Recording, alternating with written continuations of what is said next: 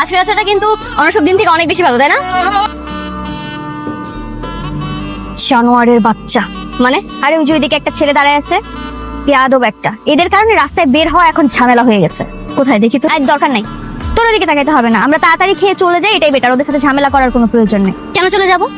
ওদেরকে শিক্ষা না দিলে নেক্সট টাইম অনেক বেশি সাহস পেয়ে যাবে আমার সাথে। না, আমি যাব না, তুই যা, আমি এসব ঝামেলার মধ্যে নাই।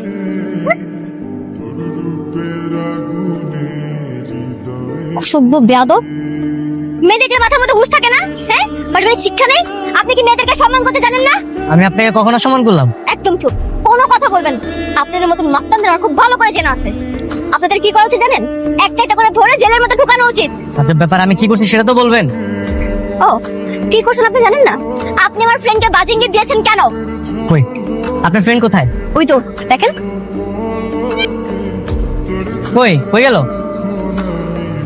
শুনুন, ও হয়তো ভয় পেয়ে পালিয়ে গেছে, বাট আমি ভয় পাই না। আমি আপনাদের মতন মাস্তানদের হেট করি। বাই দ্য ওয়ে, আজকের পর থেকে মেয়েদেরকে ডিস্টার্ব করার আগে নিজের মা ও বোনের কথা মাথায় রেখে তারপর ডিস্টার্ব করতে যাবেন।